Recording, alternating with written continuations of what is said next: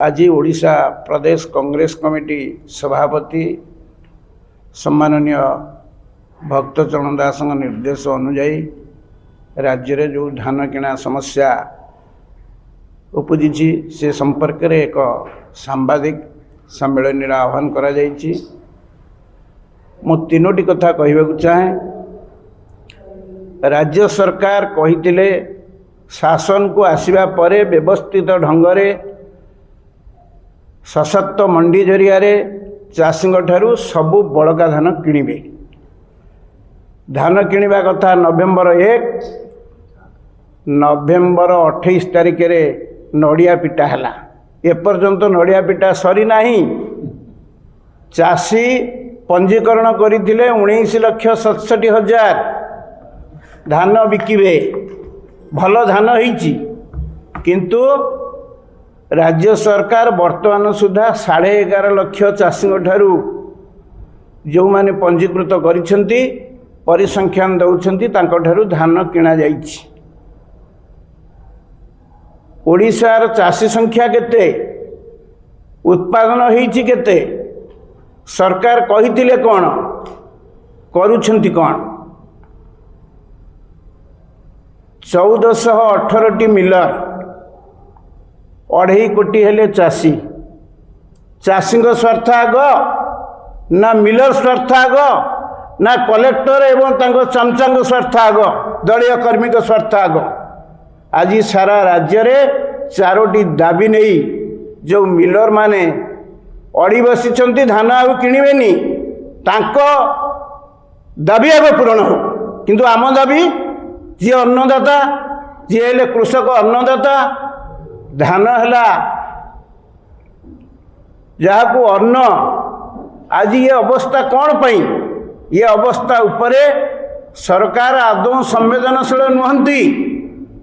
सरकार जानी सुनी मिलर एवं प्रशासन सरकार मध्य मधुचंद्रिका गत 28 तारिख दिन केउंझर जिलार पलासपंगा मंडी को जाइथिली। मुख्यमंत्री खोद पैक्स खोद लैंप सेटा 26 तारिख दिन मुख्यमंत्री उद्घाटन करिसेंती मंडी। आमे जाइथिलु 28 तारिख दिन। चाषी प्राय धान बिक्री कर सारे 1600-1500 टंकार सेठू भात हांडी गोटे चिपिला भली मुख्यमंत्री ए संपर्क में कैफत मागुचु, कैफत दिंतु। धान केते किणा जाइछि? केउंझर जिलार आंदपुर सब डिविजन समतल पहाड़िया अंचल केउंझर अंचल प्राय पहाड़िया अंचल 80% धान बिक्री कर सारे। मकर 14 तारिख दिन चाषी करिवे कौन? ए बाबत सरकार केते दूर संवेदनशील? आज मिलर मानक पई जो दाबी करुछंती तांको दाबी यथार्थ ही पारे, किंतु आम दाबी आग दरकार। चाषींकर जे अन्नदातांकर दाबी को तुरंत सरकार पूरण करने उचित। से प्रदेश कांग्रेस कमिटी रे एक गुरुत्वपूर्ण बैठक रे सबु जिला सभापति माने थिले, सबु नेतृवृंद माने थिले। आलोचना होईची सरकार आग प्राथमिक स्तर रे चाषी प्रति कौन कर्तव्यता को सफेई दिंतु। नदेले आगामी दिन में भयावह परिस्थिति सृष्टि हेब। आपण जानी रखिबा उचित धान मिलर किणिबो ना सरकार किणिबो। जहाँ रजनी बाबू कही पर दिन काली टीवी रे भी देखुली एवं ये कथा मध्य आमे समस्ते दाबी करूचु सरकार आग किणिबे ना मिलर किणिबो। मिलर किणिबा पई किए देइछि दायित्व? माननीय हाईकोर्ट निर्देश देइछंती सरकार चाषी ठारू सीधा सड़क धान किणिबे, एफसीआई चाउल किणिबो। किंतु सरकार एजेंट साजी वर्तमान जो भली भाव में कालक्षेपण नीति अवलंबन करुछंती।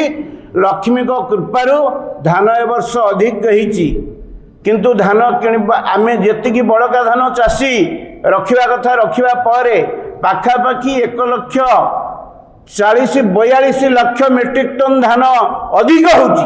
ये अधिक धान को सरकार किणवा को बाध्य। मोहन माझी को सतर्क करदेवा को चाहूँ।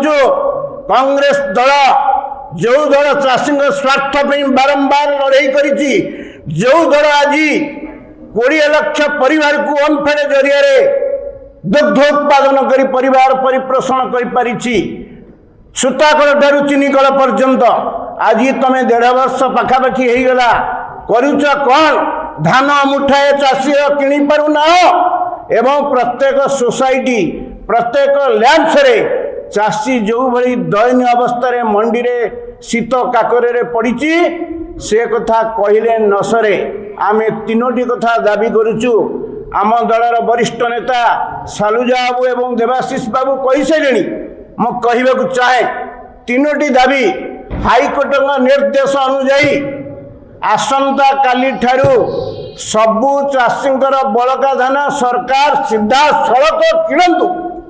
नंबर 2 एमएसपी बढ़ी 69 टंका तमे काटिबाकू किए भारत वर्ष रे गोटे नीति निर्धारण करिछि सीएसपी 69 टंका सरकार केंद्र जहाँ बढ़ई 2300 टंका 2369 प्लस 800 टंका इनपुट सहायता देवाई कहीकि चाषी की ठकिकी आसी एथरक आउ ठकिबा आउ चलिबो नाही। पंचायत निर्वाचन पूर्व जेते कल्पना जल्पना पेंच पांच जा कले मध्य सरकार धरा पड़िनी आउ 800 टंका दे पारबेनी ये अभावनीय परिस्थिति सृष्टि करुछंती सरकार। एथिपाई सरकार संपूर्ण दायी। जदि सरकार अविलंबे यार समाधान न करिवे मिलर वाला तो जहाँ करिया कथा करंतु तांकर दाबी मध्य यथार्थ पूरण करंतु किंतु चाषी ठारू धान किना जाऊ नचेत कांग्रेस जड़े साधारण कर्मी मध्य नवीन ये जो मोहन माझी को मुख्यमंत्री को छाड़ब नहीं समवाय मंत्री गोटे कथा कहे जोगाण मंत्री गोटे कथा कहे एवं ये प्रशासन जहाँ कहते तमें एमडी पाखक पठाऊच आलोचना करिया मिलर वाला धान किणा विषय सरकार तमें अच तमें मिलर वाला पाखक कौन पठेच तमें एमडी पाखक कौन पठेच मिलर वाला तम पाखे आलोचना करिवारे तमर विफल तमर हूँ करेन्ट स्विच हूँ दिल्ली रे सी स्विच काम कले तमें कर आउ लोक ठकिबार समय नहीं। तुरंत आसंता काली ठारू कौनसी एक मंडी रे आमे देखिबु नहीं चाषी देखिबो नहीं ता धान किणा न जाऊ नहीं बोली जदि एभली अचल व्यवस्था सृष्टि हुए सरकार संपूर्ण भाव में दायी रहे। मुख्यमंत्री तुरंत राज्य पदरु इस्तीफा दियंतु सरकार इस्तीफा दियंतु मुख्यमंत्री पद पर नदेले कांग्रेस दल कदापि छाड़ब नहीं।